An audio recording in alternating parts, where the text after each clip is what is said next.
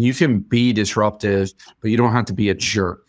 And so if you come in and you have ideas about change and you have problems with different systems, you could be right as rain and you could be dead on, and you might have the perfect plan for how to fix all this. But if you come in and all you are is abrasive, rude, all these different things, you're not even going to be listened to. You have to take a hard critical look at yourself. What am I projecting out to people? If there's something I don't like about someone else or some issue that I'm dealing with, probably has more to do with me than it has to do with them. My people, welcome to the Principled Minds podcast, where we bring to you a person or a message to help you uncover the core principles of making your vision for your career and personal life a reality. Relax, open your mind, and be ready to receive at least one piece of information that may encourage you to take action today. Welcome to the family. If you are a returning Principled Mind, it is so good to have you back on the show. And if you're new, well, welcome to the family. Our guest today is a Navy veteran, TEDx speaker and coach, the Deputy Director of the United States Army Mad Scientist Initiative, and the Senior Futures Analyst with the United States Army Training and Doctrine Command. Now, as one of the leaders charged with reimagining operations for the United States Army, on this episode, he will be sharing with us some critical insights on leading organizational or business transformation. He would also share with us what it takes to be a disruptor and the mindset we need to have when we're leading teams to drive change within the organizations that we serve or the businesses that we serve. My name is Charles Moka Jr. I am your host. Join me in our conversation today with our guest, Luke Shabro.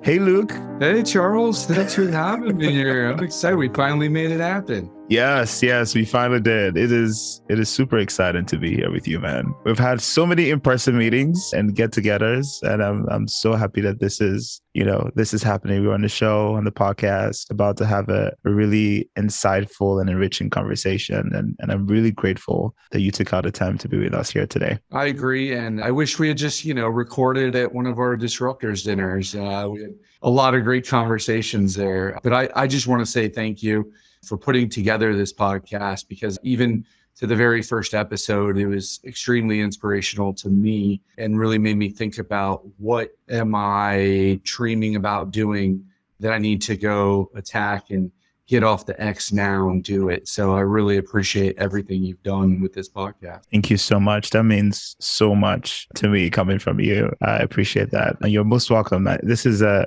community of people that are willing to share their journey, their experience, their lessons learned, how they managed out, so that we all can learn from everyone's experience and grow together. So I'm grateful that you're willing to join us today and share your experience with us as well. Love it. All right. So, Luke, I really thought about how to start this conversation because you're one of the most interesting people I've had the pleasure of meeting. You do quite a lot of really, transformational, initiatives, activities. You do a lot in your personal life as well that really just helps in contributing to the person that you are. So, I want to start with something I typically start with all my episodes, really is from a place of gratitude. Before we dive into the nitty-gritty of our conversation today, you are the Deputy Director for Army Mad Scientist Initiative and Futures Analyst.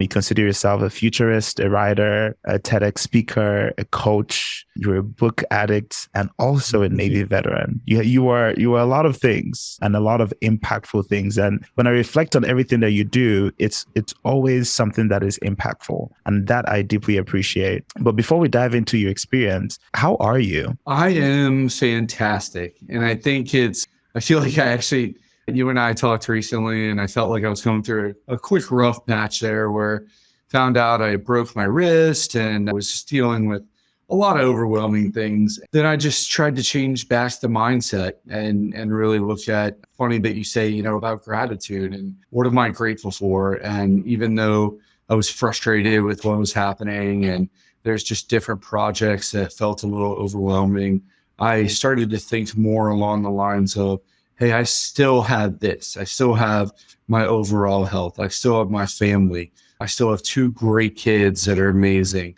I get to watch them grow up and do all these things. I still get to, and it's when I work on all these different projects that I feel like I'm kind of balancing, a lot of different plates, so to speak. When you think about the guy spinning plates on sticks, sometimes I think, oh, I have to do this or I got to get this done. But I've been trying to change the mindset of, yeah, I get to do this. This is an opportunity. And you talked about the impactful things. And that's what I've always shot for, is those impactful things. And so I get to do these things. So I'm doing great. And I saw you a couple of weeks ago, and now I get to sit here and talk to you today. That is exciting, man. That's amazing. That's amazing. Well, I'm glad you're doing well. I know you are, recovering from the injury, and I'm hoping that over time your injury would heal. Fingers crossed. And, I think what you've said there really ties into the question I was going to ask in terms of, when you reflect on the past 7 days, what has made you smile? You mentioned your family being a critical part of what brings you joy. Would that be the main focus, or is there something else that comes to mind that has really put a smile on your face in the past 7 days? No, absolutely. It's my boys, my oldest son, Gabriel, and my youngest son, Declan. They're 12 and 8. And my oldest son just got his academic award for English. So I was just really proud to see that. I love writing, and apparently his writing was excellent. So that was awesome. And then my youngest son, Declan, got his award for honor roll, and just really excited. That's what makes me smile. My kids, I feel like, something I stole from one of my bosses, actually, he always said, but he told his kids, you are your parents' life's work. And that's a lot of times, as much as I love to do all these impactful things and try to be in that disruptor and innovation space and all those things. And I've had the privilege to serve the country in different ways. But what's been my most prideful, or what's made me most proud, and what I claim the most and probably put the most energy at anything into, is being their dad. Because they mean everything to me, and your kids are your legacy. So they really made me smile all week long. Wow. Your kids are your legacy. Listen, that is a quote that should be framed, Luke. We should frame that somewhere. With Father's Day coming up, it's just, for me, it's just always a privilege. Yeah. Yeah. Wow. That's amazing, man. That's amazing. And then, as they grow up, maybe years down the line, watching this episode and hear you say that will mean so much to them. So thanks for sharing that, man. Thanks for sharing Absolutely. that with us. Can you talk us through a bit through your timeline career-wise? So I know you started in the Navy, and correct me if I'm wrong, if I have these timelines incorrectly. You started at the Navy in 2007? 2003. Actually. Okay. Yeah. Walk us through, just at a high level, macro level, what your career timeline has been leading up to join an Army, your current role. Yeah, it's been really interesting. I was coming out of high school and not really knowing what I wanted to do. I knew I wasn't ready for college yet, maybe academically, but work ethic wise, when it came to school, I just wasn't there. And it was a little easier for me because my dad had been in the Navy, and so I had a bit of understanding. Kind of grew up as a Navy brat, so I decided to join the Navy as an intelligence specialist. I wanted to do something I couldn't do just in a regular civilian career, something unique. And so I joined in 2003. I actually joined on Veterans Day in 2003, and then actually left the Navy, separated in Veterans Day 2011. So I spent 8 years in the Navy.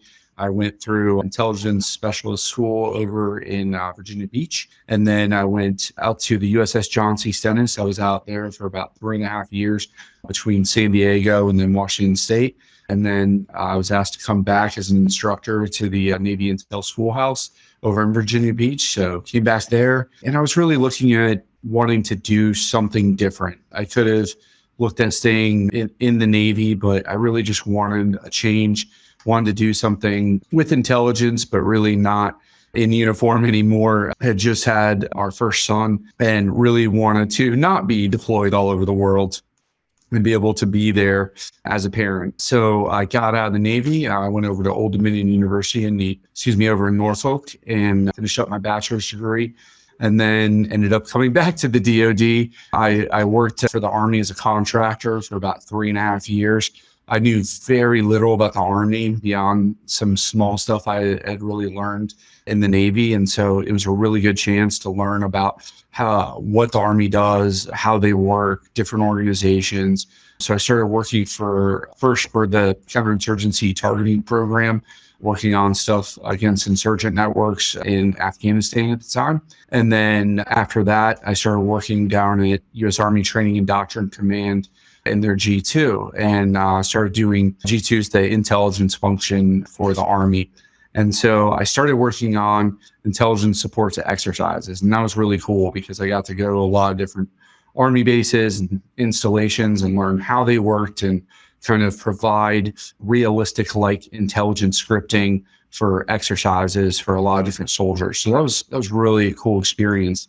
And I had wanted to get into the government civilian realm, and a job popped open over here at the headquarters building for TRADOC G2 or Training Doctrine Command. And they said, hey, this is a future for G2 futures. I said, I don't know anything about futures. And they said, well, you're already looking at, with intelligence, kind of looking out. It's the same thing in terms of trends and technologies and extrapolating that out. And I said, okay. So it was never an intentional plan to get into the futures game, but I've really loved it. And so I started there.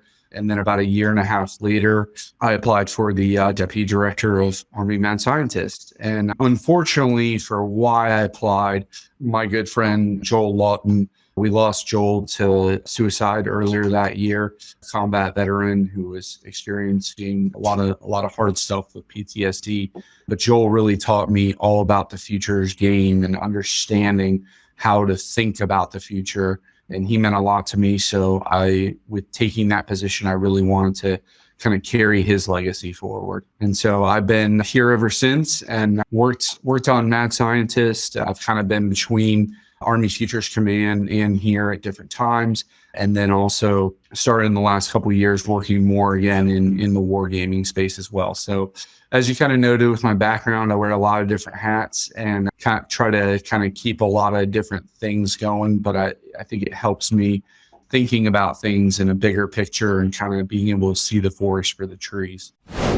So your team primarily focuses on engaging and collaborating with academia, tech, industry, military branches, I think government agencies as well, to help envision and describe the future operational environment.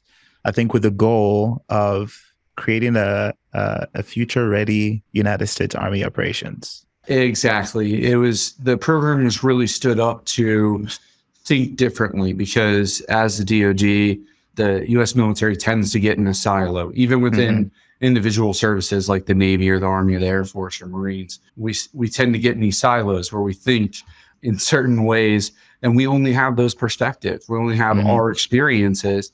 And so we kind of get stuck in these mindsets. And so Mad Scientist was really stood up to talk to people outside of the Army, to talk to all those different communities that you listed. And we always try to say we're trying to harness the intellect of the nation because there's so many brilliant ideas. I don't really care, actually. It might be even better if somebody's not affiliated with the U.S. military at all, because they're going to have a very different perspective.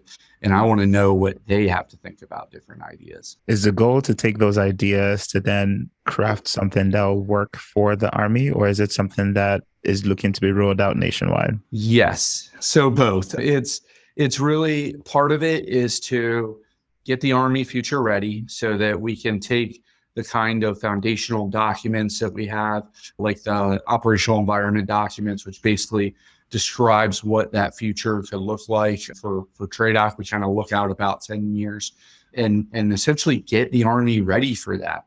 And so in that operational environment is not just the military part of it, the fighting and things like that. So like General Milley before had said, we're an army of and for the people. So it's all about that entire society, but we're not just going to be, competing and fighting in some kind of crazy vacuum. We're going to be competing and fighting in a world out there that we have to try and understand better. So the operational environment helps drive what the Army thinks about in terms of operational concepts and designs, how they structure the force, how they buy or procure or build or augment equipment, all those things are really important. And if they don't understand, if the wider Army and the wider DoD doesn't understand the world that they're going to be in, then we're setting ourselves up for failure. And then the other side of that is we do want to get that information out to the wider public because we want them to feel more connected, to understand, to be a part of it, because there's this big civil military divide now. And the further we get away from, now that we're an all volunteer force and there's no draft or anything like that, you have far less people that are serving in the military or have family members who serve. And so you're kind of getting this. And unfortunately, it's kind of I hate to say it like this, but an incestuous business, because my kids are statistically way more likely to serve in the military than kids who have no relations in the military. And so, it continues kind of that going forward. Service members and veterans, their kids are likely the ones that are going to join. And so you have this misunderstanding. I mean, even it happens, we talk about, a lot of people say, well, Silicon Valley, these tech companies, they don't all want to work with the military. A lot of them do want to work with the military. They just don't understand it, and they don't know how to connect. And you find out that they're very all about helping and being a part of the solution. It's just, can you help them understand what that world is about? And so we do try to get out to the wider public. When Mad Scientist first stood up, it was in the mid 2000s, and it was all classified and secure and behind closed doors. And that was all well and good. And there was good analysis out of that, but it never really took. And now I can say 80% of what we do is completely unclassified, open to the public. And so that allows us to invite a lot of people in, because we'll always say, like, we're not a community of interest or even a community of practice, we're a community of action. And so how do we bring people in to be a part of that? Because it's one thing to sit on high on Mount Pius and preach all this stuff. In reality, the only way to make that difference is by getting buy-in, by making people a part of it. That is very, very important. It does sound as though the first step is helping people understand. I mean, if you're going to drive any type of change or envision what the future of an organization and impacts the entire country would look like, it would start with getting everyone on the same page and understanding what's really going on, right? And then exactly. I feel like, as an Intel guy, through my, most of my entire adult career working in intelligence, I always, even when I taught students, I let them know that as intelligence professionals, we're translators, because we're not translating foreign languages, but all this like technical intelligence and reporting and things like that. Your pilots, your ship drivers, your, big time decision makers, they don't have time or the, technical knowledge for that stuff to sit there and, give them just the nitty gritty details. My job is to tell them, what does this mean? And so that actually has been super helpful as we've engaged a wider public, because I can't just use a bunch of Army language and they're going to get lost in the sauce. So you have to meet people where they're at and make it relatable to them. Got it. When you think about what future ready looks like from your perspective for the Army, what does that entail? So there's really kind of three different aspects to it. There's two that I'll talk about, and then the third one is really, to me, the most important.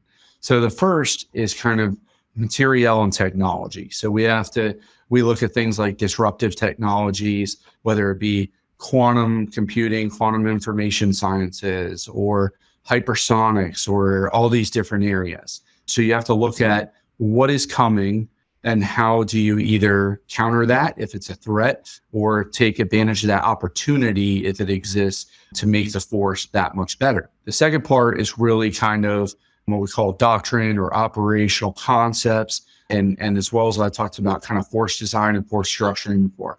How are you going to organize your Army in certain ways, and really the larger joint force too, with all the partner services? And then how is that Army going to fight in that operational environment? And that's why we define, or rather try to describe, the operational environment, because it's, okay, how do you fight in that then? Because none of these conflicts are exactly the same. So we can't we can't take like 1991 was our last big victory where it was like, okay, the US came in and just wrecked the Iraqi Republican Guard and just decimated Saddam Hussein's forces. Great. But we can't look at that. It was in 1991. We can look at that and say, okay, well, that's the same blueprint. So it's about understanding how we fight differently. So that's kind of the second aspect of getting future ready. And then the third that's most enduring and to me absolutely most important and probably should be since I'm at training and doctrine command is people, because we have to have our people future ready, because we can't that's our number one advantage. No matter what weapon systems come out, what capabilities, our people are number one advantage in our power. And we've had the best trained force, the most highly advanced when it comes to operating force.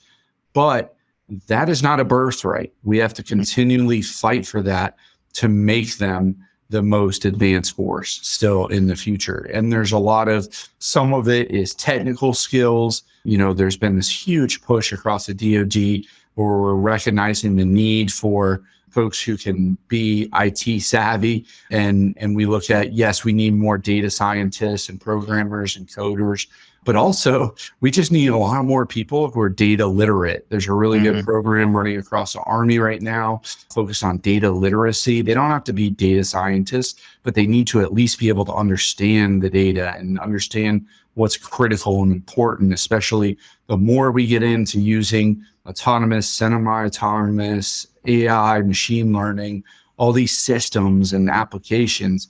If you don't understand what's going into it, it's just going to, as I always say with AI machine learning, if it's garbage in, garbage out, and you put that in and you don't understand it and you don't align it to your actual organizational structure and priorities, you're just going to screw up faster. 100%. If your process is screwed up, you're just going to screw up faster. And so we have to get people, some of it is inherent, and I don't like to generalize a lot, but generationally, the younger folks coming in have some of these inherent skills. And maybe sometimes they just their skills need to be recognized and be able to hone and kind of harness those skills. But there's also stuff outside of tech skills where our people are really important when we think about critical thinking and things like that don't get counted on enough in terms of morals, ethics, how we approach our kind of shared value system. It's really hard. And other of our adversaries have a really hard time with this, with their people, because they're essentially training not 100%, but more people are like automatons that are going to just follow exactly what they're told.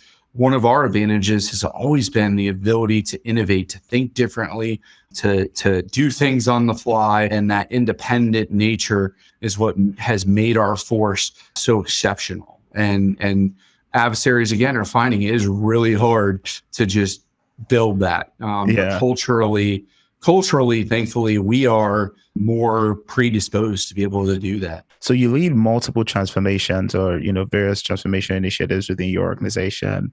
And what you just said now, the people component, I don't think, from my perspective, at least from what I've observed, I don't think there's a lot of attention that is being placed on the people part. You hear, when you hear transformation, a lot of people focus on the technology, right? The process in some ways, but there's a lot of emphasis and focus on technology, but very limited publicity on the importance of people, forgetting that technology is just an enabler of a process, but people is actually a core component of that transformation journey. Could you talk a little bit about, from your perspective and your experience, some of the actions that you think the organizations should be taking when it comes to leading transformation from your perspective? Yeah, I think, that people get caught up on technology, right? And material because it's tangible. You can touch it, you can measure it really pretty easy overall compared to people. People is squishier. It's harder because you have to, squishier. I'm going to steal that word. It's squishier. It's not so finite. So you have to deal with different people individually. I mean, we're finding even now when it comes to physical fitness and things like that and readiness for our soldiers, and even our civilians, it's not a one size fits all. And so I think, what's missing and what organizations need to look at more is how can you personalize down to individual people while at the same time scaling up to whole organizations. So you kind of got to meet in the middle between what does this organization need out of its people? What is, the critical requirements? And again, that's two-sided to the technical side, but also to the, again, more squishier side, to how we think and how we approach problems, how we analyze, because it doesn't really matter if someone is in intelligence, if somebody's in data science, if somebody's in, rocket science. But if you turn around and say, well, I'm just, I'm a mechanic, I work on, these engine parts, or I, work in one of these, what you consider almost more blue collar, every one of those people is going to have certain analytic capabilities and thinking mindsets that are needed in the force. And none of us can really afford to be just somebody who executes on the job, especially in the Army and other services. People are going to be asked to do a lot. So you have to meet in the middle between what the organization needs on this higher level and then where are people at already. Because personalized learning, personalized development is really important, because we are unique and there's no one size that's going to fit everybody. So the question is, how do you do that? And, I can only say kind of preliminary answers because we won't know until it all kind of shakes out, so to speak.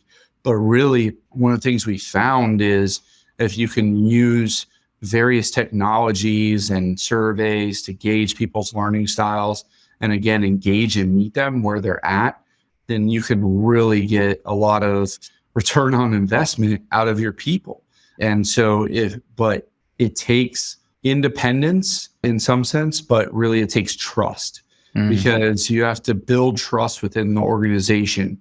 Because if you have leadership who is going to micromanage down to how people are developed, you're never going to get there. It's just even small-ish organizations are going to struggle with that, because you have to develop the trust and give people the tools to assess where they're at and where they want to go, but then trust them to be able to take that journey and not have to come down and kind of micromanage it to death. And really, a lot of it is, I always say this is my kind of hippie approach, but so much of it has to do with empathy and understanding where people are coming from and understanding their perspective and viewpoints, and really looking at the person as a whole. So the Army's, really trying to approach this in that way right now, which is, I'm not here just to promote the brand. I'm always ready to criticize things I think that need criticizing, but they've approached it with the H2F program, or their holistic health and fitness.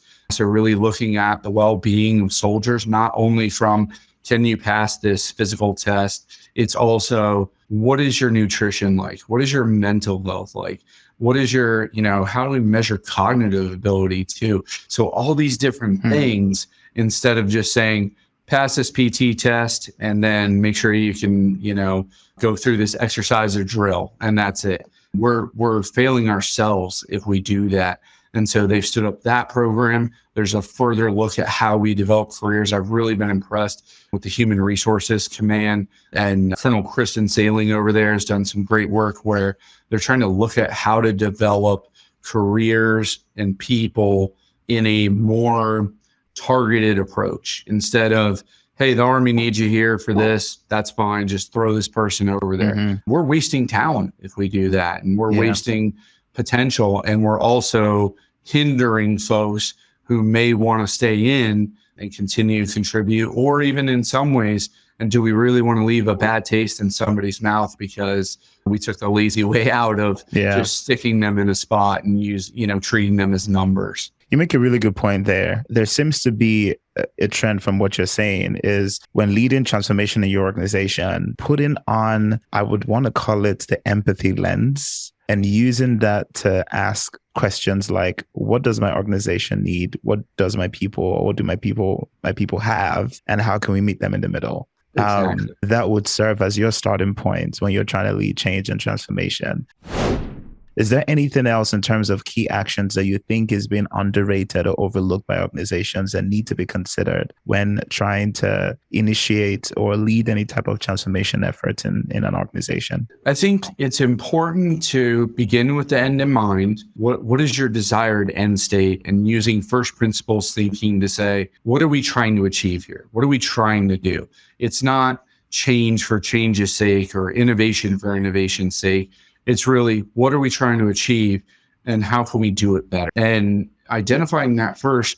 And then I think, to me, an important piece is getting the early achievable wins, because sometimes we go for moonshots, and that's fair. And sometimes, and that's why you have to have that end state in mind. It's okay to dream bigger, to have wild goals, so to speak.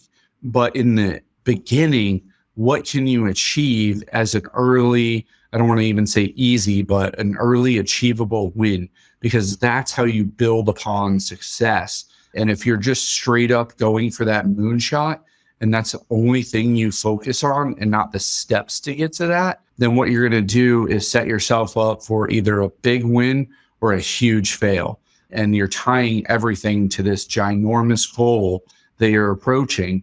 Whereas if you look at, how do we eat this elephant one bite at a time?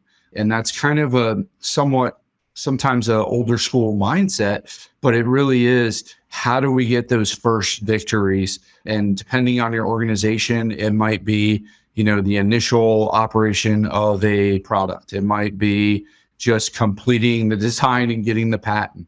Whatever it is, developing that and looking at that kind of 50-meter target will start to get you there if you can have leadership that then keeps the end goal in mind as you go through this. So, I tend to go back to a lot of history, and especially war history. And when the British were fighting in World War II, they were fighting the Japanese in Burma. And there was a great book called Defeat into Victory. And it was a general there, Slim Marshall, who had been responsible for British troops in Burma. And at first they were having a terrible time with the Japanese, because the Japanese were first looked at wrongly as unsophisticated, and they were just savages, and they didn't, know how to fight, but they were brutal, and that was it. To then the Japanese were 10 foot tall and you could never beat them, and they were going to destroy you everywhere you went. And so he really took the idea of those small early wins to build confidence in the organization. And then, it's kind of success begets success. And so taking that approach, I think, can build an organization that can grow, but is actually sustainable too. Because if you just go for the big shot right away, a lot of times you're going to fall short and you're going to lose confidence throughout your organization. So if you want to achieve change, start small with it. Even when you have the end in mind, start small with that change. And that's what we found. And there is a ripple effect. There is that kind of butterfly effect, because we've had instances where I can look at something and say, okay, we had this event, we got these folks involved, we connected a few different networks. Okay, modest enough success, that's fine. And then you look 2 years down the road, and this whole initiative has come out of this where, things like, we looked at installations of the future for the Army. And it turned out, at the time, it felt like, okay, we brought together the Assistant Secretary of the Army for installations and engineering environment with a bunch of folks from different cities who were working on smart city worked with NVIDIA, who's working on the Metropolis Smart City program at the time. And it felt like, okay, that was good. We had some good ideas and folks connected. And then you turn around and the Army is actually trying to implement this future of installation strategy to modernize, to get future ready. And it's wildly important, not only to the soldiers fighting and the leaders leading them, but also to the families that they have. And how is that going to change installations? Because it's not just them, it's their families and loved ones as well. And so you then see that kind of knock on or ripple effect. So it's focus on where you're at that time and not just the big moonshot. That's a really, really good point there. And you mentioned one of the core challenges that any organization or business going through any type of transformation will potentially encounter if they don't have a good plan in place is sustainability. How do you actually sustain this effort and make sure that the end that you had in mind is actually achieved, or there is some type of progress? What other challenge do you see an organization or business could potentially have when it comes to transformation beyond sustainability? I think just one of the big issues is buy-in, and from customers or from internal stakeholders. Yes. So buy-in from customers, I wouldn't say it's easy, but you're really looking at, the target audience you're going after. And if you do it correctly, I hate to say the product will sell itself because marketing is important, but if you have a product that works and you can think about the scalability and sustainability of that can take care of itself when it comes to the consumers or the clients. But when you think about internally, you have to have buy-in across the breadth and depth of the organization, because I've seen it all the time throughout the Army. If you get orders from on high, and especially if you think about the most senior leaders, they can sit here and, and we think about this when we develop our products too. So, and I mean, in terms of intelligence and, operational environment products, I can get the senior leaders informed and I can get their buy-in, and they can think, this is great. We're all about it. We're about this change. Let's put out our marching orders. And then it can fall flat on its face, because it's not the senior leaders who are actually executing on this. It's the power players at the kind of mid-tier manager, supervisor, leader level, all the way down to your, closer in leaders and your actual folks who are on the ground getting it done.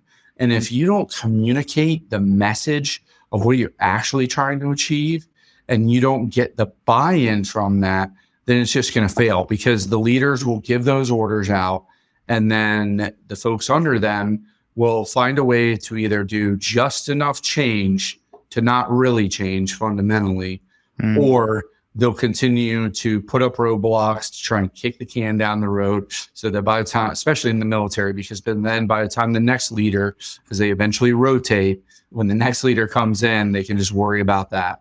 And it's a tough challenge in the military, because especially your active duty folks are only in, certain positions for 3 years or 2 years or 4 years. And so they're not thinking sometimes in that long-term, long game approach. And so if you don't get buy-in, they can easily just make your life or your mission can get easily derailed, especially with change. And so part of that, again, comes back to that empathy. What is their part in it? And what can they do with it? Because if you just say, let's get this thing done, and you put it out there, we have an extremely professional and hardworking military, and a lot of that stuff will get done to within standards, so to speak. But they're not going to attack it with passion and vigor.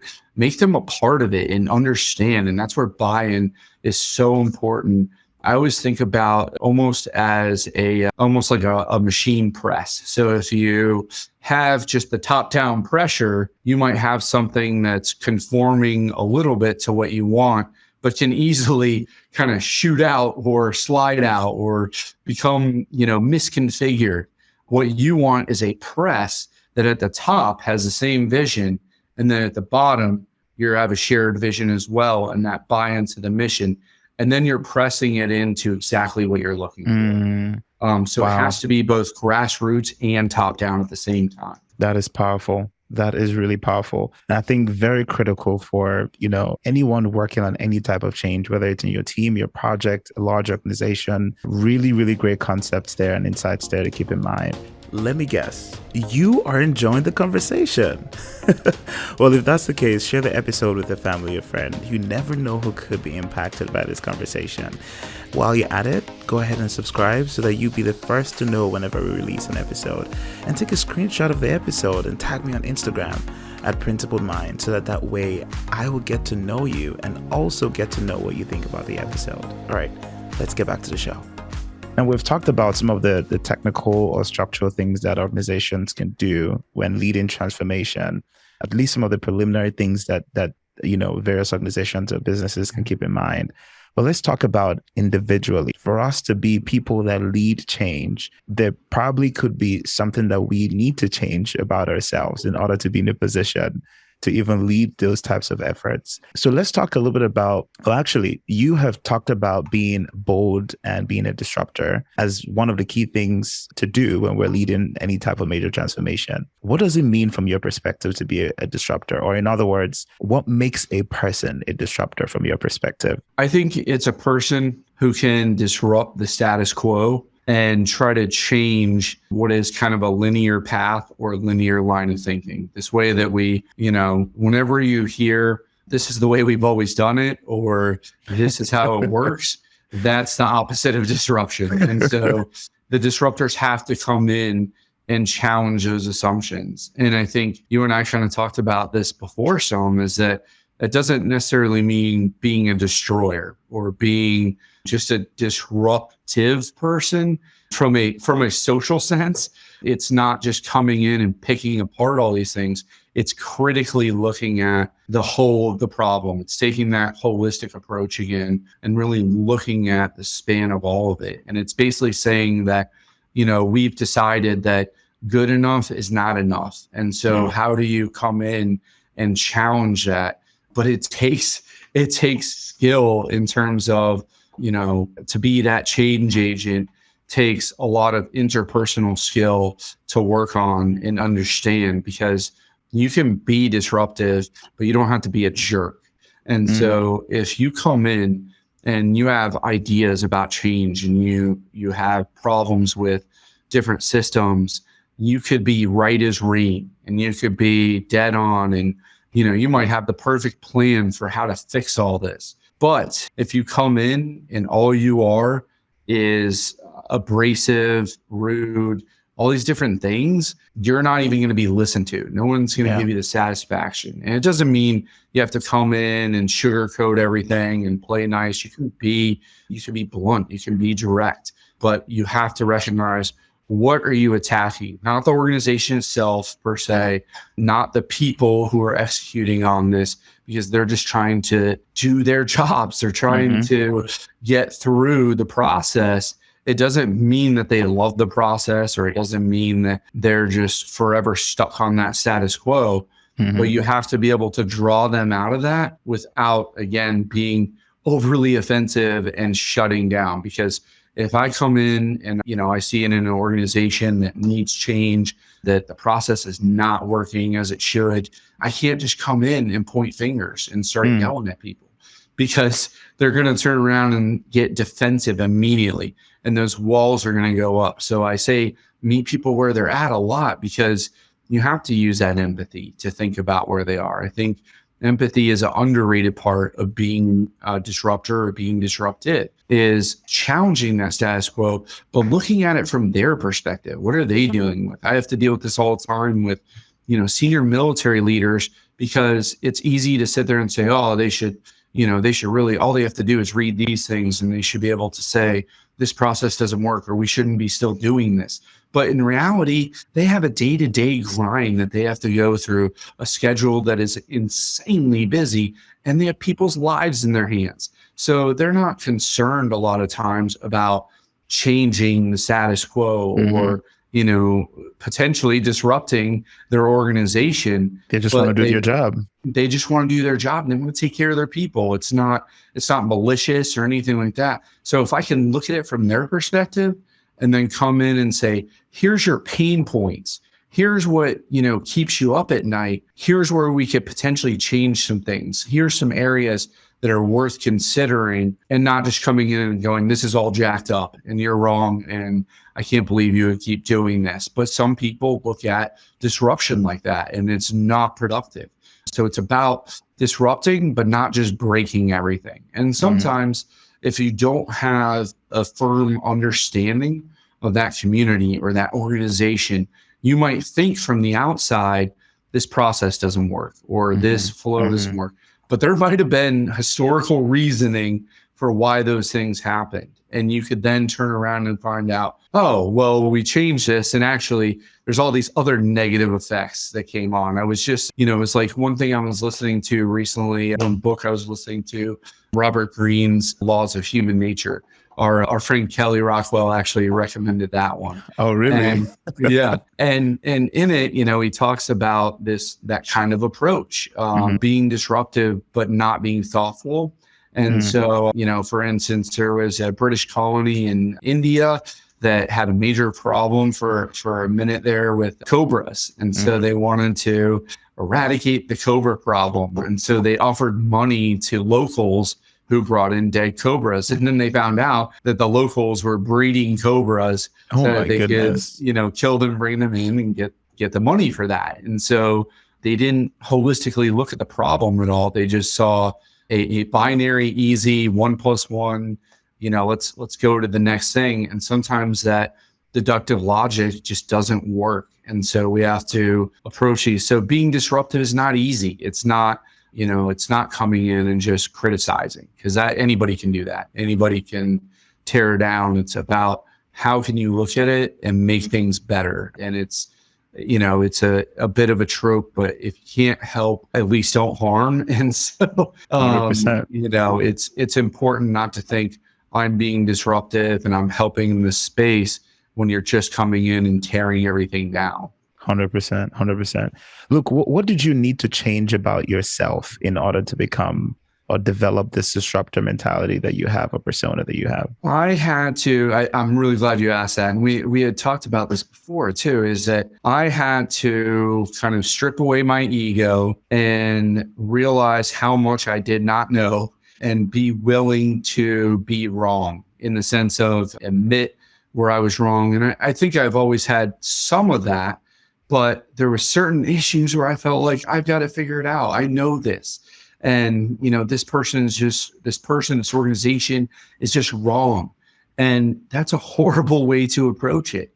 And if you start to recognize in yourself and have some humility in being willing to accept other people's approaches as well, you can become a lot more powerful in what you impact and what change you provide. Because I got into too much of a zero-sum mindset where it was I had to be right or I was 100% wrong.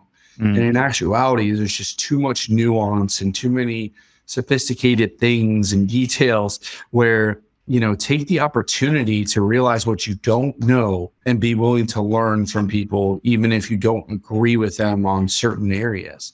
And you can then take that and that, you see it even now when we're talking. I am a chatterbox. I talk constantly. I'm an extrovert. And so I have a hard time shutting up. But sometimes I've had to learn and develop in myself the ability to just shut up and listen sometimes and truly actively listen and see what people are thinking. Where are they coming from? Because a lot of people have backgrounds that we don't understand or haven't been through. And a lot of people maybe have issues in that organization or maybe even just personally that they're going through. And if we don't stop to listen, we will just steamroll them with our ideas, because That's somebody true. like me can't wait to, is not listening intently, not actively listening, but is waiting for my turn to talk. And so it's been about being able to quiet that down and listen and understand people better,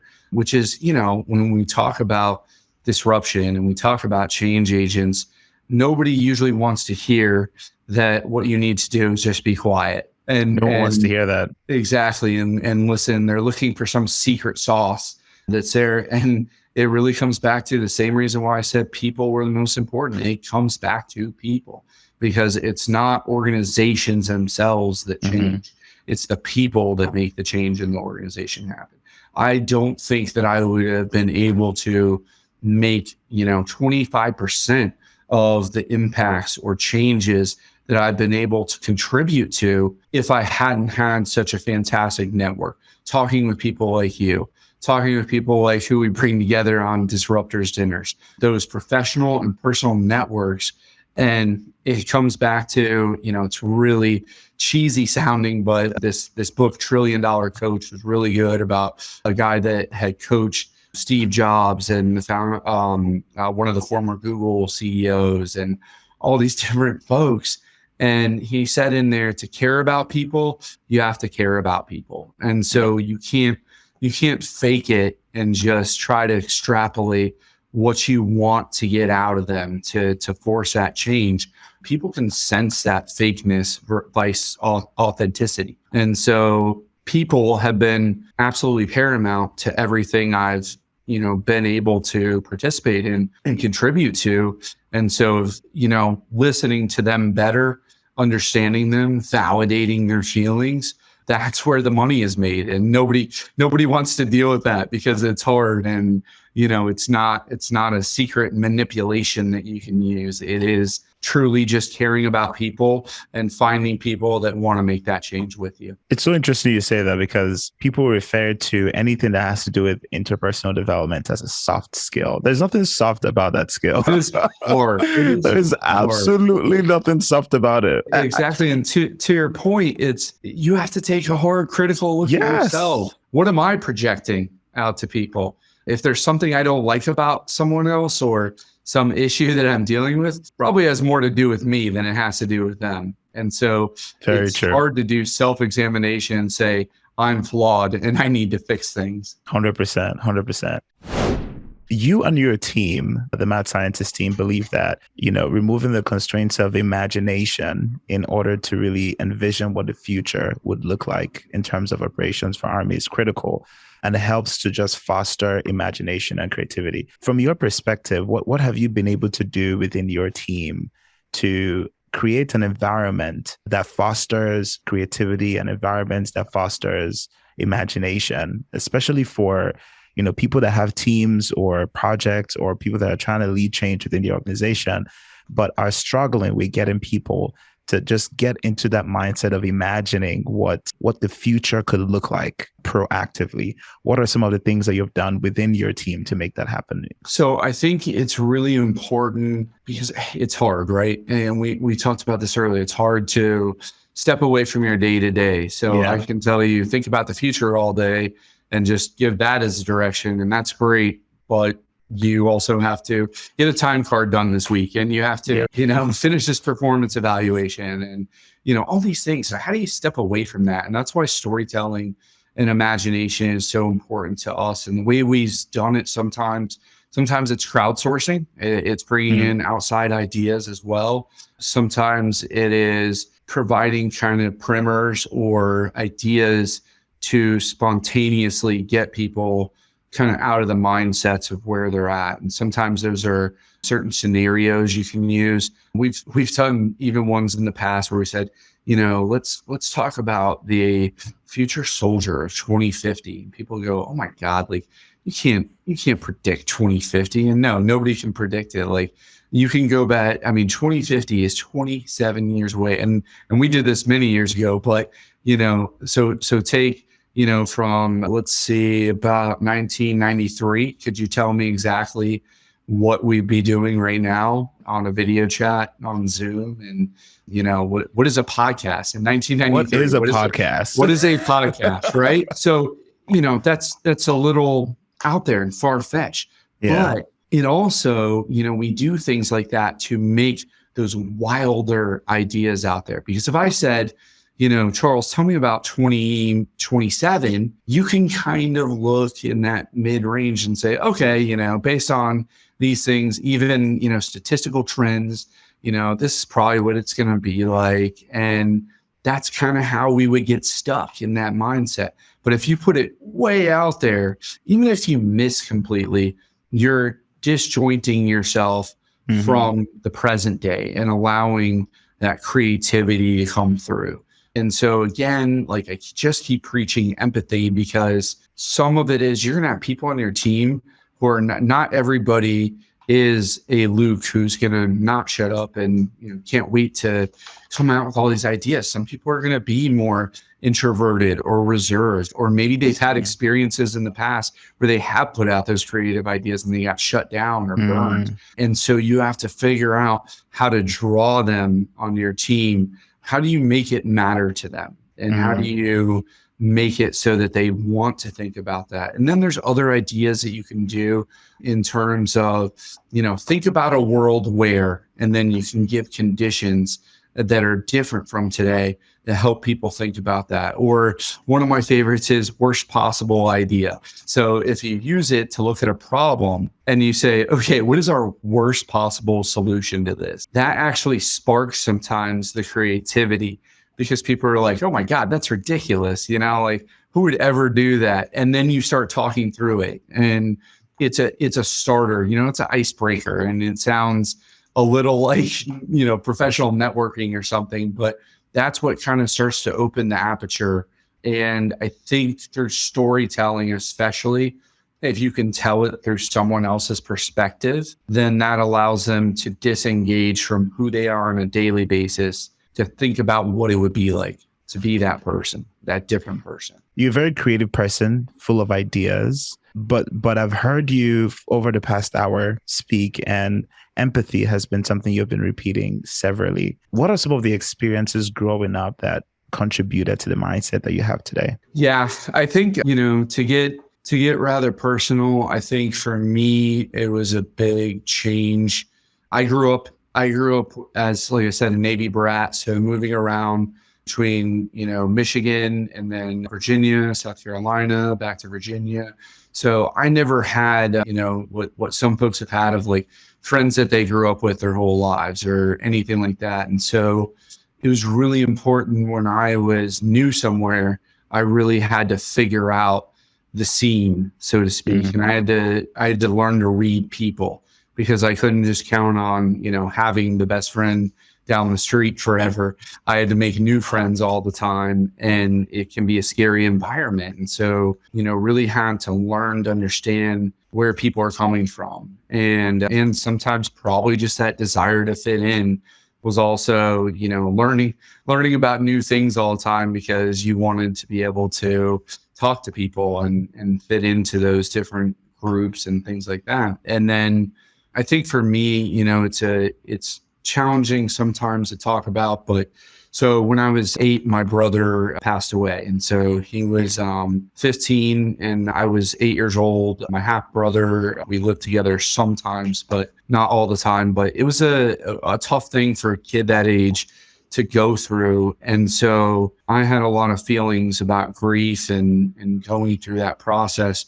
And so that experience has kind of helped me to empathize with what people are going through, and recognizing that there are challenges and things that people are facing that we just don't understand or we don't know about. And I always want to seek to understand that as much as I can, because I've had even, people that I've worked with or people throughout social periods where, they're seemingly just so gruff or, just don't like anything or anyone. And, you wonder like, oh man, why is this person like that? And then you dig into their history of what they've experienced, and good grief, like if I had been through that, I'd probably feel that way too. And, really understanding, and all we all really want is to be validated and to be understood and loved. And I'm saying this on, a professional kind of forum here, but we all want to be loved. And so to be understood and to be validated is so powerful that if you just understand people and meet them there, you can make such a difference. And so that's helped me with empathy, is those experiences, lost other people close to me when I was young. My parents got divorced when I was just about to go to high school. And so I was always looking for, what are people thinking and how are they thinking and feeling? And I never wanted to be a further cause, I guess, of pain for folks. And so to be able to understand them, it felt more powerful to me, and it made relationships more authentic. I didn't want to just know acquaintances. And it's something I struggle with to I should never really disconnect with that empathy, but I do have to be cautious sometimes that not everyone feels the same way and maybe doesn't want to share, quite as much as I'm looking for. So it's sometimes looking for that balance and that line. But I think, experiences of pain turning that into a positive is kind of what I've always tried to do. And it was even, my favorite author, Ernest Hemingway, had written, I just finished a book on Hemingway's on writing. And he said, what makes a good writer? And it said, having a rough childhood helps. And wow. I think with, going through that stuff, you don't go through life experiencing the pure, child happiness, ignorance. You face some harsh realities early, and you use that hopefully as a positive, because I've known other people who have suffered similar losses, and some have done what I've tried to do as well, which is turn that into a positive to break the cycle, to help people. And you have other people that get really bitter and turn inwards and not in a positive way, and project that pain and that hurt out to the rest of the world. The saying of hurt people. And so, I've always just sought to understand more. Doesn't mean I haven't been overly judgmental before. Doesn't mean I haven't, reacted in terrible ways myself. It's just always trying to learn and always trying to grow. And I think I just like stories. So I love stories. So like hearing other people's stories about growing up or about just different experiences. I love hearing that stuff. So that helps. Are you still dealing with the grief? Yeah, I don't think it ever really fully goes away. Maybe some folks it does. For me, it's just that constant emotional connection. And, it's easier to deal with as I've grown up and gotten older and gone through, numerous exercises to try and to cope with that. But it's always there. It's just, how do you deal with it? And I've worked really hard not to let it, continue to consume or, detrimentally affect me. I would say huge kudos to you for turning that into something positive. Like you said, it's probably not going to 100% go away, but it's how you respond to it and how you manage it that matters. So we are inspired by your journey and by you just being vulnerable with us. That makes a huge difference. What do you feel when you write? Oh, frustration. I do hate when it vacillates between feeling, in the writing zone, so to speak, and then staring at a screen or a piece of paper, trying to figure out what to write next. I think, when I write, my grandmother, my last living grandparent still actually, she always said that my handwriting was probably, you can actually see here, like straight chicken scratch.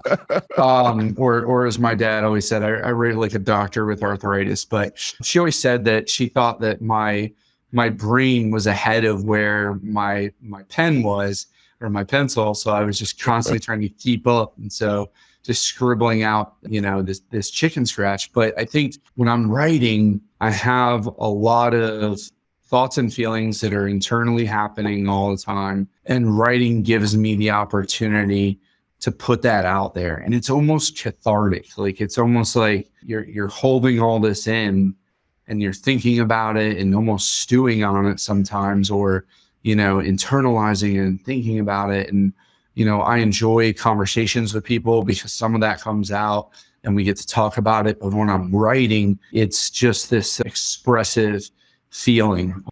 Okay, this is what I've been trying to say. And, and it depends on the writing sometimes. Some of it feels like I'm kind of codifying or officially getting out there thoughts I've had when it comes about the army or modernization or innovation. When I'm creatively writing in a more fictional sense, it feels like those kind of pent up feelings over time of whether it be grief or anxiety about things, or sometimes just curiosity about what it would be like to be someone else or to experience this different thing. Writing lets me get that out there. And it's almost, it's as close as you can get to experiencing that. Wow, that is powerful. I asked that question because I know you're a writer, and I know some people find writing very therapeutic. So I was just curious to see how that it makes you feel. absolutely is for me. It really is just that chance to, again, just express it all out on the page. That's amazing. What is your favorite book? And in one statement, what is your lesson from that book? My favorite book is Ernest Hemingway's The Sun Also Rises. I don't know if there's a great lesson from it. It's a whole lot of drinking and complaining in that book. But I think, it talks a lot. There's a lot in the book. And Hemingway always I'll try to make it quick. So Hemingway always uses the iceberg approach. So his writing is extremely very tight, and there's not a lot of extra words, which is something I'm not good at. I use a lot of flowery language. But beneath that, in that book, beyond the drinking and cavorting that you see happening in the book, there are scars within the people there who have suffered losses. And so you have one guy who's suffering through financial loss. You have another who is suffering through what he feels like is the loss of his youth. One has been seriously injured in a very personal way, physically, and is going through that. One lost the love of her life early on. And so I think it goes back to, again, maybe that's why that book I've always connected to so much is this, kind of scars, pain that we all feel underneath that most of the world is not privy to. And they just see people out either having a good time or, living in excess and not understanding like this is just a lost generation. Why are they doing this? That is very powerful. That is such a great point there. As we round this up, there are two questions that I typically ask my guests to finish it up. The first one is, what are two pieces of advice you would give your younger self, and one encouragement you would give the current Luke Shabro? Okay. So my younger self, I would tell to, I guess I would say, question more within my own knowledge, question more. Because when I was younger, I was really sure that I knew everything, that I had it all figured out. And I can safely say I do not. The older I get and the more I learn how much I don't know. And I want, but that drives it, that's what drives being a lifelong learner. And then the other piece of advice I would give is probably, it's a tough one. I guess I would just say, let it go. And I know that's, being able to let go of not only hurt, but sometimes bitter feelings, feeling wronged. I think I've, developed to try and get better about this now, but just these feelings of being wronged or slighted and holding on to that and taking things more personally than they needed to be. So just letting things go, because really it's just when you hold on to that stuff, the only person you're hurting besides potentially your family and friends around you is yourself.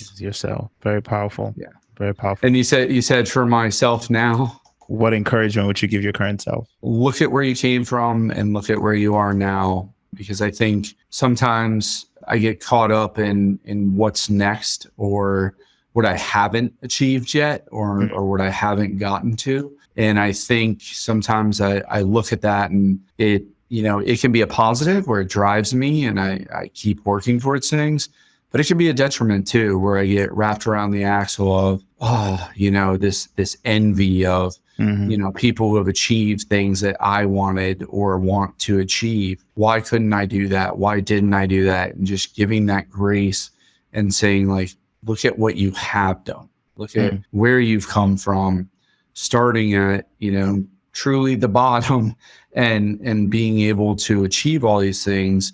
And so I would give myself that as encouragement and not making it about just what I haven't done or what's next. It was actually Aziz Ansari, if you've ever watched any of his stand-up, or he was on Parks and Recreation and a couple other shows. He had this stand-up recently and he talked about some things he had gone through and, almost lost it all because of his own kind of behavior. And he talked about, prior to going through all that, how all he thought about when he was doing stuff before was the next thing. What's the next thing? What's the next thing I'm going to do? And it's important to keep that stuff in mind. It's important to plan and think about the future. I mean, it's my job, is thinking about the future. But sometimes you really just need to take a minute and appreciate it right now. Like, I can sit here now and appreciate our conversation right now, instead of what am I going to be doing later today, next week, next month, next year.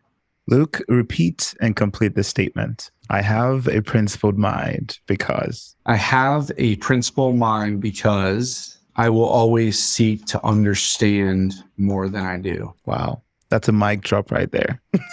Well, I appreciate it. Thank you. I think that's how we, that's how we win, so to speak, in this game of life, is like just continually seeking to understand, because I could fill a stadium with everything I don't know, and that's okay, because that just makes me want to learn more and more. I had a friend recently say that I said, well, I want to know a little bit about everything. And she said, no, you want to know everything about everything. And it's true, but striving for that, I think is, that's what gets you closer to where you want to be. Absolutely. Absolutely.